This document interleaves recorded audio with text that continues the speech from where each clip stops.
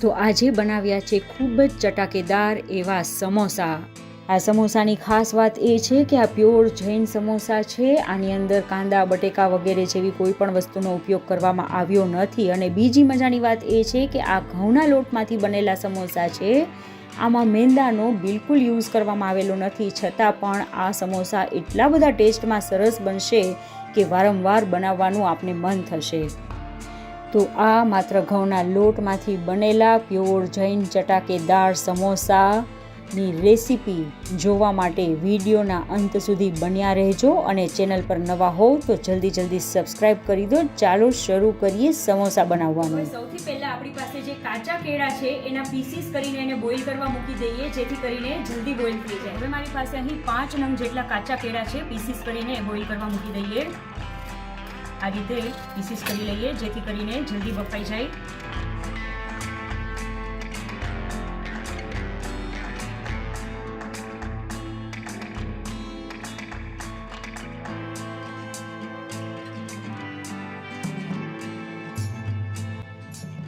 તો હવે આ કુકરને ગરમ થવા માટે ગેસ પર મૂકી અને 3 સીટી કરવાની છે, જેથી કરીને કાચા કેળા બરાબર બફાઈ જાય। તો હવે જ્યાં સુધીમાં આપણા કાચા કેળા બોઇલ થાય છે ત્યાં સુધીમાં સમોસામાં ઉમેરવાનો મસાલો પ્રિપેર કરી લઈએ। આ મસાલો ઉમેરવાથી સમોસાનો સ્વાદ અનેક ગણો વધી જતો હોય છે।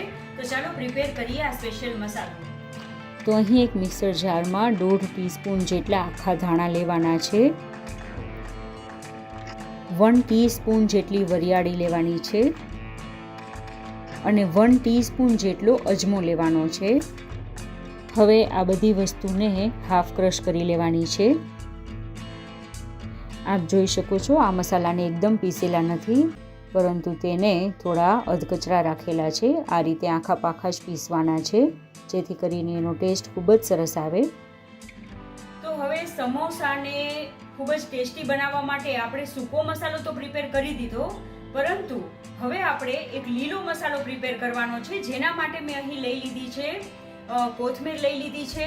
1 કપ જેટલી કોથમીર છે, લીમડાના પાન છે અને તીખા લીલા મરચાં જે છે એ 4 નંગ લીધેલા છે। આ બધાનું મેઝરમેન્ટ જે છે એ આપને ડિસ્ક્રિપ્શન બોક્સમાં થી આપ લઈ શકશો। એમાં પ્રોપર મેઝરમેન્ટ્સ જે છે એ આપને જાણવા મળી જશે। તો આ રીતે આ 3 વસ્તુઓ મેં જે લીધી છે એને આપણે કરકરી પીસવાની છે। એનો બિલકુલ એની પેસ્ટ નથી કરવાની, પણ થોડું અધકચરું રાખવાનું છે। આ પેસ્ટથી સમોસાનો જે તીખો ટેસ્ટ છે અને એક કોથમીરનો એક યુનિક ટેસ્ટ આવશે, અને સૂકા મસાલા સાથે આ બધું જ્યારે કમ્બાઈન થશે ત્યારે ખરેખર આ સમોસાનો ટેસ્ટ એકદમ ચટપટો અને એક્સ્ટ્રા ઓર્ડિનરી આવશે। તો ચાલો આપણે આ ગ્રીન જે મસાલો છે એ બનાવી લઈએ। તો અહીં કોથમીર, લીમડાના પાન, મરચાં આ બધું એક મિક્સર જારમાં લઈ લેવાનું છે અને તેને અધકચરું પીસી લેવાનું છે। આપ જોઈ શકો છો એકદમ પેસ્ટ નથી બનાવેલી, પરંતુ તેને આ રીતે અધકચરું પીસેલું છે, તો જ આનો ટેસ્ટ ખૂબ જ સરસ આવશે। તો આ તરફ આપણા કેળા બફાઈ રહ્યા છે। આપણે કુકરની 3 સીટીઓ કરવાની છે। સીટીઓ કેટલી કરવી એ આપના કુકરની સાઇઝ ઉપર પણ ડિપેન્ડ કરે છે। તો કાચા કેળા બફાય છે ત્યાં સુધીમાં આપણે સમોસાનો લોટ પ્રિપેર કરી દઈએ। આના માટે મેં 1.5 કપ જેટલો ઘઉંનો લોટ લીધેલો છે। આપણે જે રોટલી બનાવીએ તે જ લોટ લીધેલો છે, અને એની સાથે હાફ કપ જેટલો ઝીણો રવો લીધેલો છે। આપની પાસે જો ઝીણો રવો ના હોય અને જાડા રવાનો ઉપયોગ કરી રહ્યા હો તો એને મિક્સરમાં થોડો ચલાવી દેવાનો અને પછી આમાં ઉમેરવાનો। રવો ઉમેરવાથી આપણું જે આઉટર લેયર છે સમોસાનું એ ખૂબ જ સરસ ક્રિસ્પી બનીને તૈયાર થશે। હવે આની અંદર આપણે હાફ ટીસ્પૂન જેટલો અજમો ઉમેરવાનો છે, અને હવે આપણા સમોસા ખૂબ જ સરસ ક્રિસ્પી બને એના માટે ઘીનું મોણ લેવાનું છે। તો લગભગ 4 ચમચી જેટલું ઘીનું મોણ લઈ લેશું, અને હવે આ બધી વસ્તુ લોટમાં બરાબર મિક્સ કરી દઈશું। આ રીતે મુઠ્ઠી પડતું મોણ ઉમેરવાનું છે, જેથી કરીને આઉટર લેયર ખૂબ જ ક્રિસ્પી બને। હવે અહીં મેઇન ઇન્ગ્રીડિયન્ટ સોલ્ટ ઉમેરતા જ હું ભૂલી ગઈ હતી, તો હવે સોલ્ટ ઉમેરી લોટમાં બરાબર મિક્સ કરી અને લોટ બાંધી લઈએ। લોટ આપણે કઠણ બાંધવાનો છે, ઢીલો લોટ બિલકુલ બાંધવાનો નથી। તો થોડું પાણી ઉમેરતા જઈને બરાબર કઠણ લોટ બાંધી લઈએ। તો આપણો લોટ બંધાઈ ગયો છે, એને ઢાંકીને થોડીવાર રેસ્ટ આપી દઈએ. તો હવે સમોસામાં ઉમેરવા માટેનો સૂકો મસાલો રેડી છે, ગ્રીન મસાલો રેડી છે, આપણા કાચા કેળા પણ બફાઈ ગયા છે. કુકર ખોલીને જોઈ લઈએ.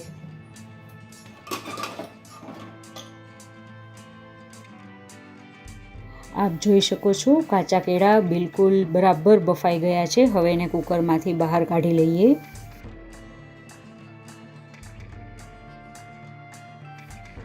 તો આ રીતે બધા કાચા કેળા આપણા જે છે બફાઈ ગયા છે. અત્યારે આ કાચા કેળા ખૂબ જ ગરમ છે. થોડા ઠંડા થાય ત્યાર પછી એની આ જે છાલ છે એ કાઢી લઈશું આપણે. તો એને ઠંડા થવા દઈએ આપણે. તો કાચા કેળા આપણે હેન્ડલ કરી શકીએ એટલા ઠંડા થાય ત્યારબાદ આ રીતે એની છાલ કાઢી લેવી. કેળા બફાઈ જાય એટલે ઇઝીલી એની છાલ આ રીતે નીકળી જતી હોય છે. તો હવે કાચા કેળાને એક ફોર્કની હેલ્પથી આપણે બરાબર મેશ કરી લઈશું અને તેના નાના નાના ટુકડા આખા રહી જાય તો એ પણ સમોસાની અંદર ખૂબ જ સરસ લાગતા હોય છે. તો આને બિલકુલ મેશ નથી કરવાનું. થોડા નાના નાના ટુકડા ખાવામાં આવે એ રીતે આને આપણે મેશ કરી લઈશું. હવે બધા જ કાચા કેળા બરાબર મેશ થઈ ગયા છે. હવે સમોસાના વઘાર માટે એક પેન લઈને ગરમ કરવા મૂકશું અને તેમાં તેલ લઈ લેશું. તેલ ગરમ થાય એટલે તેની અંદર આપણે જે સૂકો મસાલો પીસીને રાખ્યો હતો તે ઉમેરશું. સાથે જ તેની અંદર થોડું જીરું ઉમેરશું. હવે આ મસાલા બળી ના જાય એ રીતે એકદમ ધીમા ગેસે એને જરા શેકી લઈશું. હવે તેની અંદર થોડી હિંગ ઉમેરીશું.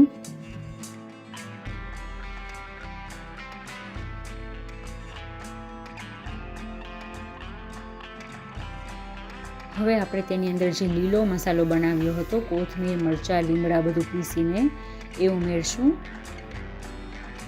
બધું થોડી વાર ચલાવીને શેકી લેવાનું છે. ખાસ ધ્યાન એ રાખવાનું છે કે ગેસની ફ્લેમ એકદમ સ્લો રાખવાની છે. આ મસાલો બિલકુલ બળે નહીં તેનું ખાસ ધ્યાન રાખવાનું છે. જ્યારે પણ કુકિંગ કરતા હોઈએ ત્યારે ઈચ એન્ડ એવરી સ્ટેપ પર ગેસની ફ્લેમ કેવી રાખવી અને કઈ કઈ વસ્તુનું ધ્યાન રાખવું એની જો જાણકારી હોય તો વસ્તુ ખૂબ સારી બને છે. હવે અહીં આગળ મેં થોડો ધાણા જીરું પાવડર ઉમેરેલું છે, હળદર પાવડર ઉમેરેલું છે, આમચૂર પાવડર ઉમેર્યો છે. બરાબર મિક્સ કરી લઈશું બધું. હવે આની અંદર આપણે થોડો રજવાડી ગરમ મસાલો ઉમેરીએ છીએ.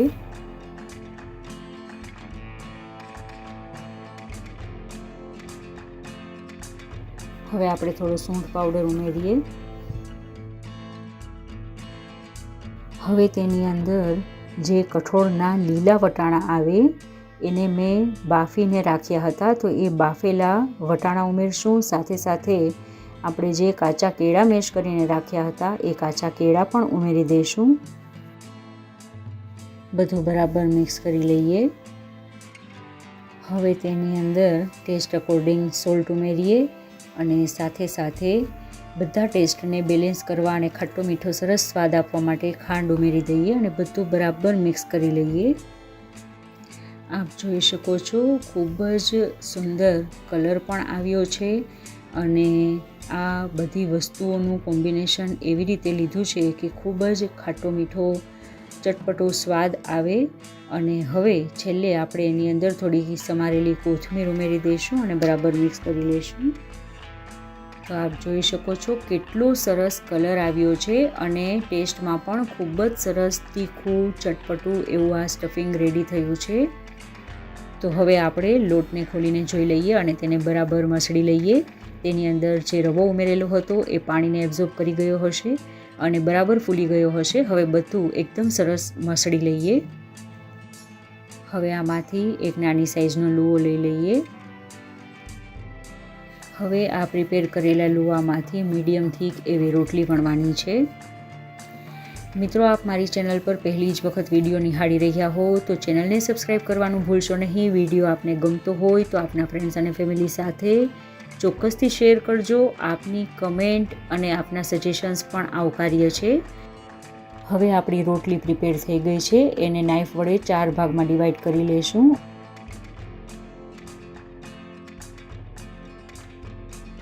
હવે એની કર્વડ સરફેસ છે એના પર હાફ પોર્શનમાં પાણી લગાવશું અને આ રીતે એને જોઈન્ટ કરી દઈશું અને બરાબર એને કોનનો શેપ આપી દઈશું. હવે એની અંદર આપણે જે સ્ટફિંગ રેડી કર્યું એ ભરી દઈશું.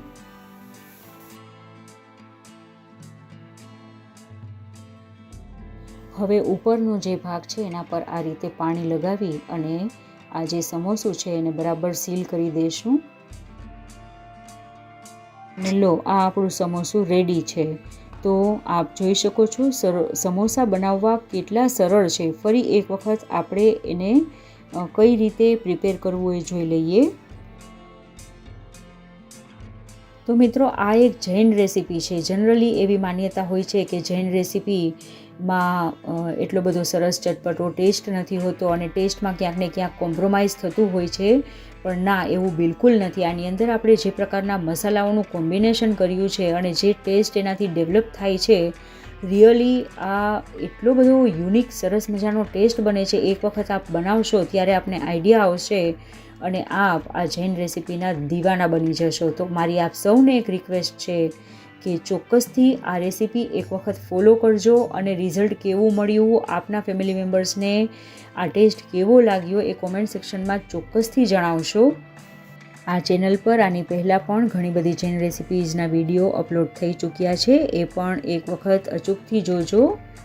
તો આપ જોઈ શકો છો કેટલું ફટાફટ, કેટલું ઇઝીલી આપણે સમોસાને રેડી કરી શકીએ છીએ. કોઈ પણ જાતના મોલ્ડ વગર આપણે ફટાફટ સમોસાને રેડી કરી શકીએ છીએ. જ્યારે કોઈ પણ વસ્તુ પહેલી વખત બનાવીએ કે અવારનવાર ના બનતી હોય ને ક્યારેક જ બનતી હોય, ત્યારે એ બનાવવામાં ચોક્કસથી વાર લાગે છે, ફાવટ નથી હોતી, સ્પીડ નથી આવતી. પરંતુ કોઈ પણ કામ આપણા હાથ નીચેથી 2-3 વખત નીકળે ત્યાર પછી એમાં માસ્ટરી આવી જાય છે અને બિલકુલ એમાં સમય લાગતો નથી.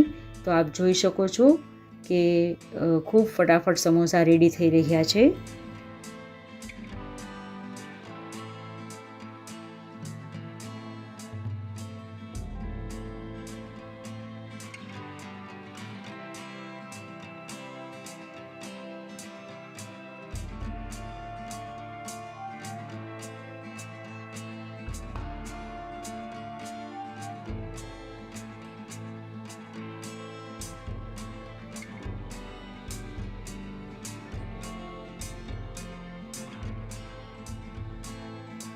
તો આ રીતે ખૂબ જ ઝડપથી મારા આટલા બધા સમોસા રેડી થઈ ગયા છે. આપ જોઈ શકો છો કેટલા સરસ રીતે આપણે સમોસાને રેડી કર્યા. હવે સમોસાને ફ્રાય કરી લઈએ. સમોસા ફ્રાય કરતી વખતે ગેસની ફ્લેમ જે છે એ એકદમ સ્લો રાખવાની છે અને તેલને એકદમ ગરમ નથી કરી દેવાનું, નહીં તો સમોસાનું જે આઉટર લેયર છે એ ખૂબ જ ઝડપથી બ્રાઉન થઈ જશે અને બરાબર ક્રિસ્પી નહીં બને, બરાબર શેકાશે નહીં અને કાચું લાગશે. તો સમોસાને ઓલવેઝ પહેલાં સ્લો ફ્લેમ પર જ આપણે ફ્રાય કરીશું અને આ રીતે ફેરવીને બરાબર એનું આઉટર લેયર બધી સાઈડથી બ્રાઉન થઈ જાય ત્યાં સુધી આપણે એને ફ્રાય કરશું. આ કામ થોડું ધીરજ રાખીને કરવું, થોડું સમય આપીને કરીએ તો ઘઉંનો લોટ જ આપણે યુઝ કર્યો હોય તો પણ આ આઉટર લેયર એટલું સરસ ક્રિસ્પી બને છે કે ખરેખર આપણને ખાવાની ખૂબ મજા આવે છે.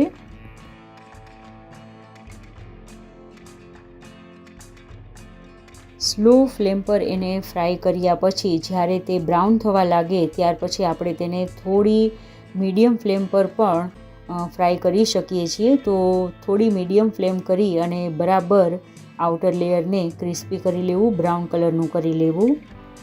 તો આપ જોઈ શકો છો ખૂબ જ સરસ બ્રાઉન કલરનું આઉટર લેયર થઈ ગયું છે અને આપણા સમોસા પણ રેડી થઈ ગયા છે. તો હવે એને કાઢી લેશું અને આ જ રીતે બીજો બેચ પણ આપણે ફ્રાય કરવા મૂકી દઈશું.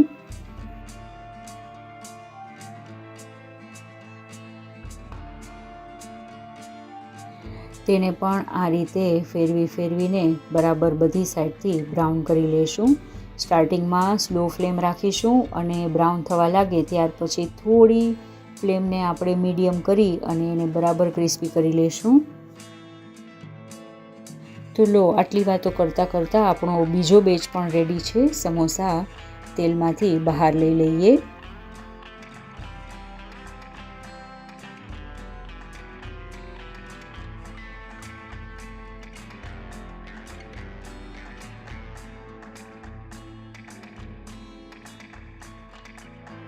તો રેડી છે આપણા ખૂબ જ ક્રિસ્પી એવા સમોસા. તો આપને અવાજ પરથી ખ્યાલ આવી જ ગયો હશે કે આ સમોસા કેટલા ક્રિસ્પી બન્યા છે. તો જોયું ને આપે કેટલી સરળ રીતે કેટલા ઓછા સમયમાં ખૂબ જ ચટાકેદાર એવા સમોસા બનાવીને આપણે રેડી કરી દીધા છે. માર્કેટ કરતાં 100% આ સમોસા સારા કહી શકીએ, કેમ કે ઘરની જ બધી વસ્તુઓ મસાલા બધાનો ઉપયોગ કરીને આપણે આ સમોસા બનાવ્યા છે અને મેંદાનો આમાં ઉપયોગ કર્યો નથી. તો બાળકોને પણ આપણે આરામથી આપી શકીએ કોઈ પણ જાતની ચિંતા કર્યા વગર. અને તળેલું પણ ક્યારેક આપણે આરામથી આરોગવું હોય કોઈ પણ જાતની ચિંતા વગર, તો આ રીતે ઘરના ઘઉંના લોટમાંથી બનાવેલા અને બધા મસાલા ઘરના વાપરીને બનાવેલા સમોસા એ ખૂબ સારા પડે છે. સાથે ખજૂર આમલીની ચટણી હોય, ચા હોય તો પછી પૂછવું જ શું. તો ભાઈ મારા તો સમોસા રેડી છે અને સમોસા રેડી થાય પછી કંઈ આપણાથી રહેવાય થોડું. ખૂબ જ ટેસ્ટી યમી ચટાકેદાર સમોસા રેડી થયા છે. આપે જો સમોસા ખાવા હશે, એની લિજ્જત માણવી હશે, તો આપે જાતે જ આ સમોસા બનાવવા પડશે. તો આપ આ રેસીપી ક્યારે ટ્રાય કરી રહ્યા છો ચોક્કસથી જણાવશો. જોવા માટે ધન્યવાદ.